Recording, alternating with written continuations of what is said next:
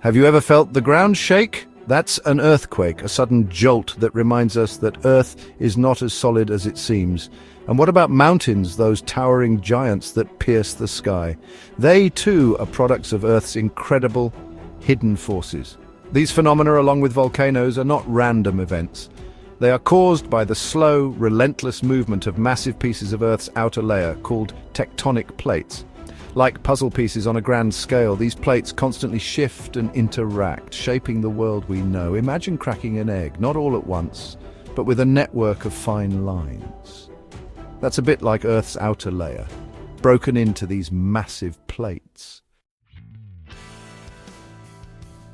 Imagine Earth as a giant jawbreaker candy, the kind with different colored layers wrapped around a central core. Earth is built in a similar way, with layers of different materials stacked one on top of another. Let's peel back these layers, just like you'd lick your way to the center of a jawbreaker.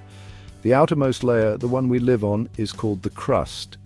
It's surprisingly thin, like the candy shell of our jawbreaker.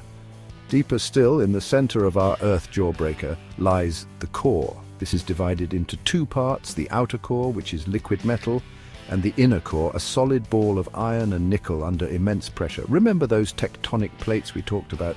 They're not just floating on the mantle, they're actually part of it, like pieces of candy embedded in the chewy layer of the jawbreaker. We've established that Earth's tectonic plates are constantly on the move. But what exactly drives this slow-motion dance? Imagine a lava lamp with its blobs of colorful wax slowly rising and falling.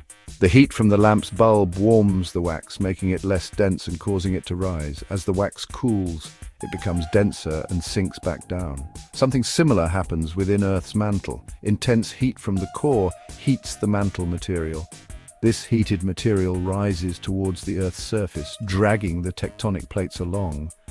As the mantle material cools, it sinks back down, only to be reheated and rise again. This convection cycle acts like a giant conveyor belt, moving the tectonic plates.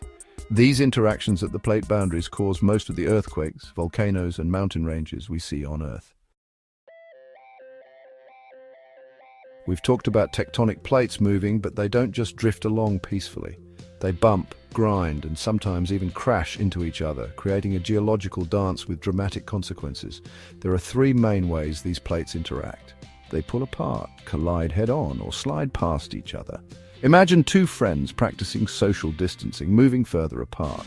That's what happens at divergent plate boundaries, where plates move away from each other. Magma, molten rock from the mantle, rises up to fill the gap, creating new crust. This process is happening right now under the Atlantic Ocean, causing it to grow wider every year.